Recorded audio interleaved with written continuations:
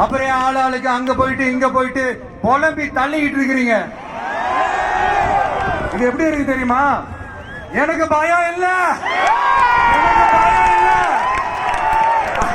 அப்படின்னு சத்தமா சவுண்ட் விட்டுக்கிட்டே சத்தமா பாட்டு பாடிக்கிட்டே இந்த நடுங்கிக்கிட்டே சின்ன பசங்க நடந்து போவாங்க. அந்த மாதிரி இருக்கு. முதல்ல மண்டையில இருக்கிற கொண்டைய மாறிங்க சார்.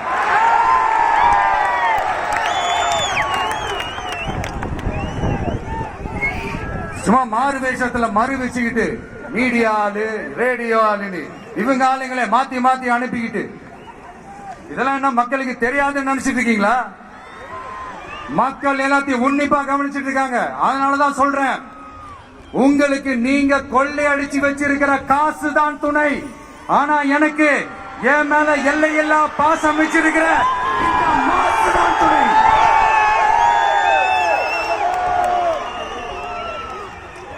இப்படி நமக்கு துணையா இருக்கிற ஈரோடு மக்களுக்காக நான் இப்போ குரல் கொடுக்கலாம் வந்திருக்கிறேன். சரி, இப்ப விஷயத்துக்கு வருவோம்.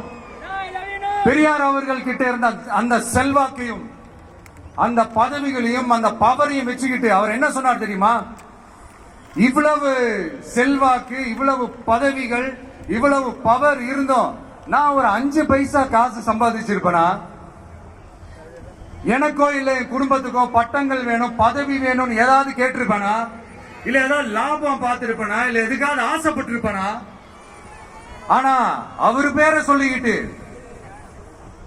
அவருடைய கொள்கையை ஃபாலோ பண்றதா சொல்லிக்கிட்டு இப்ப ஆட்சியில இருக்கிறவங்க என்னெல்லாம் செய்யறாங்கன்னு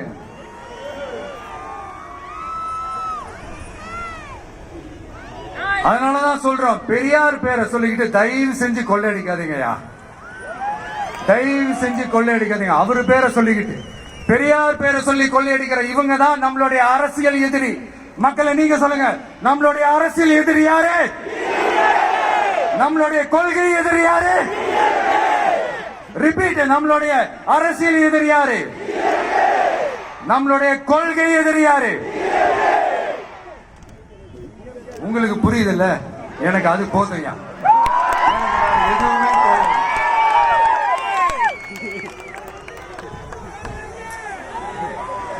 அதனாலதான்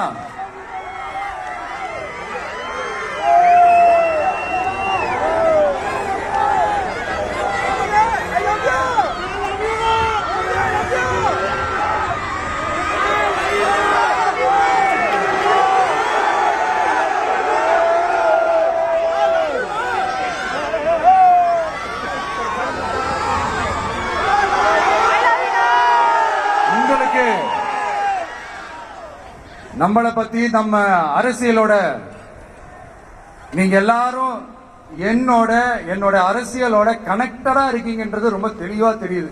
அதனால எனக்கு அது போதும். அதனாலதான் எதிரிகள் யாருன்னு சொல்லிட்டு களத்துக்கு வந்திருக்கிறோம். அதனால அவங்கள மட்டும் தான் எதிர்ப்போம். அதுவும் அந்த எதிரிகள் யாரு இப்போ இங்க 2026 சட்டமன்ற தேர்தலில் களத்துல இருக்கிறாங்களோ அவங்கள மட்டும் தான் எதிர்ப்போம். சும்மா களத்திலே இல்லாதவங்களையும், களத்துக்கும் அவங்களுக்கும் சம்பந்தமே இல்லாதவங்களையும் எதிர்க்கிற ஐடியாலாம் இல்ல பாஸ். நீங்க கேட்கிறீங்கன்றதுக்காக எல்லாம் எதிர்த்துட்டு இருக்க முடியாது பாஸ். எங்களுக்கு நிறைய வேலை இருக்குது.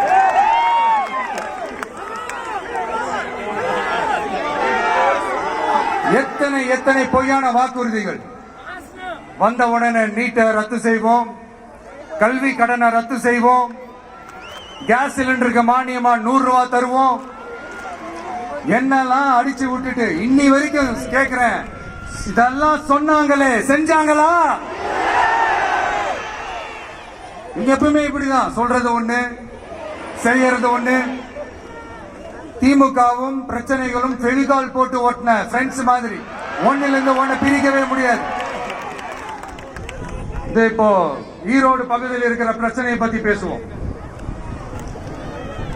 பெரியார் பேரை மட்டும் சொல்லிக்கிட்டு எப்படி அவரோட கொள்கைகளுக்கு எதிராக செயல்படுறாங்களோ அப்படிதான் இந்த மஞ்சள் நகரத்தோட மஞ்சளுக்கும் ஒண்ணு பண்ணல, மஞ்சள் விவசாயிகளுக்கும் ஒண்ணு பண்ணல. ஆராய்ச்சி மையம், சிறப்பு மையம்னு கோடி கோடியா டெண்டர் விட்டாங்க. பேருக்கு கட்டிடத்தை கட்டினாங்க. ஆனா உலகமே போட்டி போட்டு வாங்குற மஞ்சளை